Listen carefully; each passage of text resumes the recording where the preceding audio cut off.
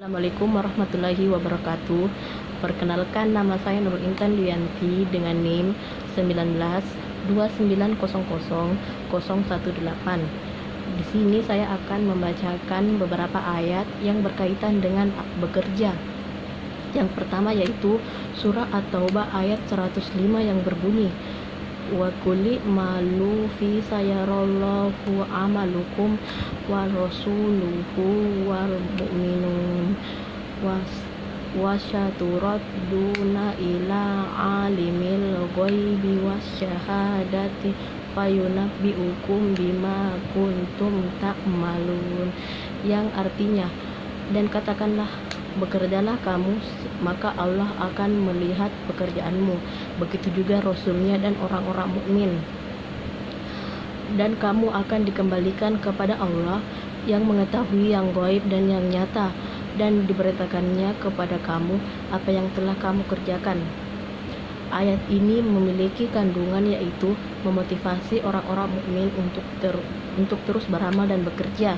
Melalui ayat ini, Allah Subhanahu wa Ta'ala memerintahkan hambanya untuk beramal, bekerja, berusaha, dan banyak berbuat.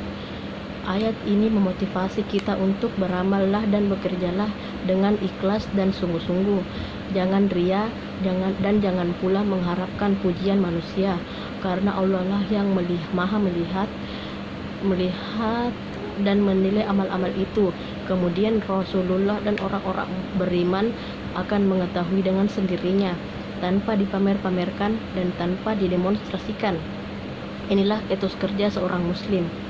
Yang menarik pada ayat ini digunakan kata amalukum, yang berarti amalmu, pekerjaanmu, usahamu, bahwa usaha itulah yang dilihat oleh Allah Subhanahu wa Ta'ala, bukan hasil usahanya dan bukan pula hasil dari pekerjaannya.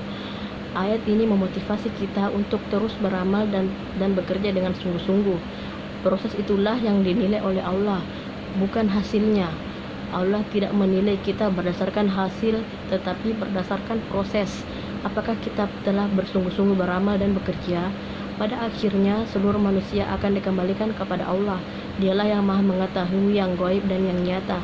Dialah yang mengetahui apa yang tersembunyi dan apa yang terbuka. Dia akan memberi balasan sesuai dengan niat dan kualitas amalnya. Selanjutnya saya akan membacakan Quran Surah An-Nisa ayat 32 yang berbunyi, wala tatamannau ma faddalallahu bihi ba'dakum ala ba'd lirijali nasibum mimma iktasab walin nisa'i nasibum mimma iktasab was'alullaha min fadl innallaha kana bikulli syai'in alima, yang artinya, dan janganlah kamu iri hati terhadap karunia yang telah dilebihkan Allah kepada sebagian kamu atas sebagian yang lain, karena bagi laki-laki ada bagian dari apa yang mereka usahakan, dan bagi perempuan pun ada bagian dari apa yang mereka usahakan. Memohonlah kepada Allah atas sebagian karunia-Nya. Sungguh Allah Maha mengetahui sesuatu.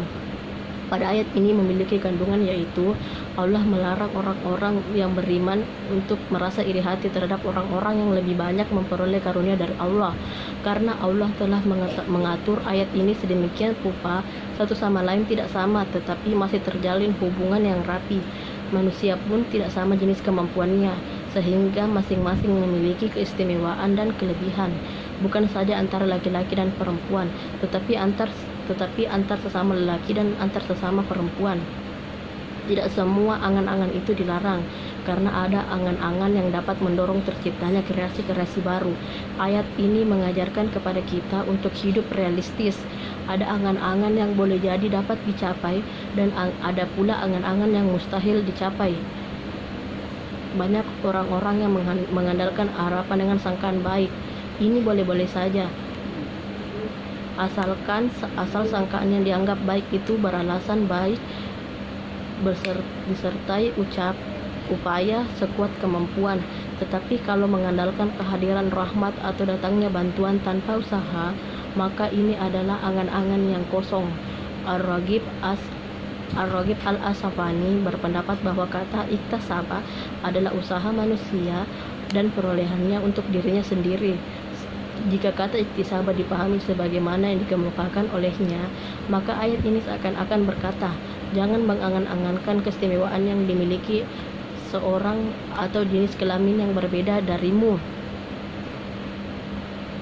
karena keistimewaan yang ada padanya adalah karena usahanya sendiri, baik yang dengan bekerja keras dan membanting tulang dan pikiran, maupun karena fungsi yang harus diembannya dalam masyarakat sesuai potensi yang dimilikinya.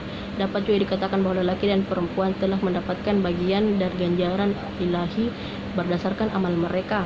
Maka tidak ada gunanya wanita berangan-angan untuk melakukan pekerjaan yang dilakukan oleh laki-laki, dan sebaliknya pun demikian, karena ganjaran itu tidak terbatas pada amalan tertentu saja.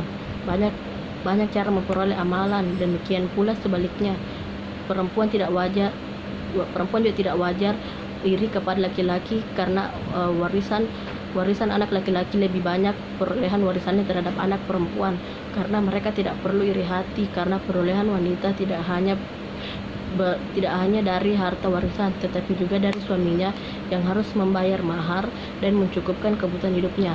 Mungkin sekian yang dapat saya sampaikan pada video kali ini. Lebih dan kurangnya mohon dimaafkan. Wabillahi taufiq wal hidayah. Wassalamualaikum warahmatullahi wabarakatuh.